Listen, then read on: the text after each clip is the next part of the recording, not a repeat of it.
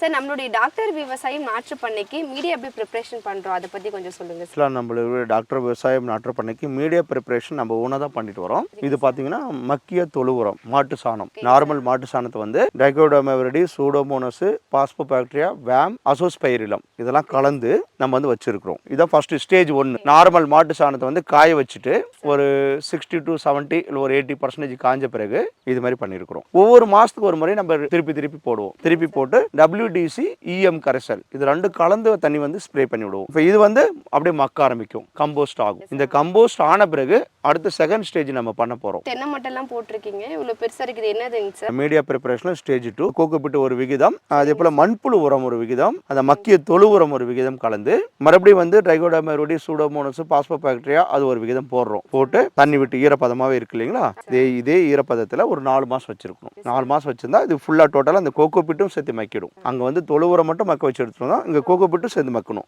இது மக்கினது நம்ம வச்சிருக்கிறோம். இது வந்து குறைஞ்சபட்சம் ஒரு 20 டன் இருக்கும். இது மாதிரி வச்சிருக்கிறோம். இது எவ்வளவு நாள் பழசா இருக்கோ அவ்வளவு நாள் வந்து மீடியா வந்து ஸ்ட்ராங்கா இருக்கும். அதுல வந்து விதை போடும்போது விதை வந்து திரட்சியான வளரும். அதான் மெயின் எய்ம். சார் இது என்னங்க சார், இதை பத்தி சொல்லுங்க சார்.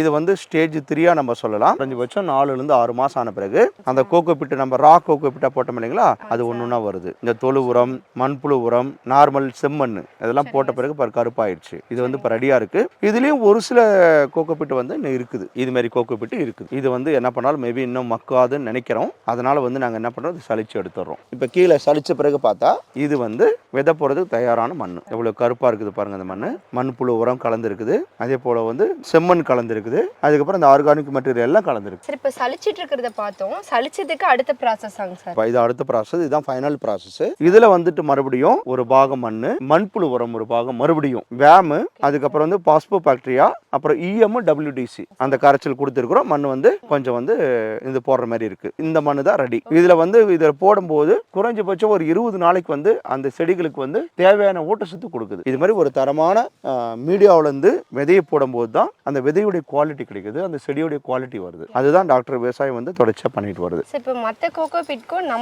நம்மளே தயாரிக்கிறதுக்கும் என்ன வித்தியாசம் சார்? இது வந்து ஒரு என்ரீச் பண்ணதுன்னு சொல்லுவாங்க. செறிவூட்டப்பட்ட மீடியாவா இருக்கு, என்ரீச் மீடியான்னு இருக்குது. அப்ப இதுல வந்து நல்ல வளர்ச்சி வரும். பப்பாளி விதைகளும் இதில் தான் பண்றோம். நம்ம பப்பாளிக்கு விதைக்கு பண்றது தான் நம்ம நாட்டு பண்ணைக்கு கொடுக்குறோம். இதுக்கு வேற அதுக்கு வேற கிடையாது. பப்பாளிக்கு தெரியும், தண்டு நல்லா வளர்ச்சி வரணும், 40 நாள் செடியா கொடுக்கணும். 40 நாள் செடி கொடுக்கும் போது ரொம்ப மென்மையான தண்டு வந்து வெயிலுக்கு தாங்கணும். அந்த அளவுக்கு எப்படி வருதோ அதே போலதான் தக்காளி, கத்திரிக்காய், மிளகாய், செண்டுமல்லி கொடுக்கும் போது இதுல மீடியால பண்ணும்போது நல்லா ஒரு தரமா இருக்கும். அதை வந்து நம்ம இந்த தரத்தை மெயின்டைன் பண்றதுக்காக தான் நம்ம சொல்றோம் இல்லைங்களா, தரமான நாற்று ஒரு நல்ல அமோக விளைச்சலுக்கு ஒரு அஸ்திவாரமா இருக்கும்னு அந்த நாற்று பண்றதா இது.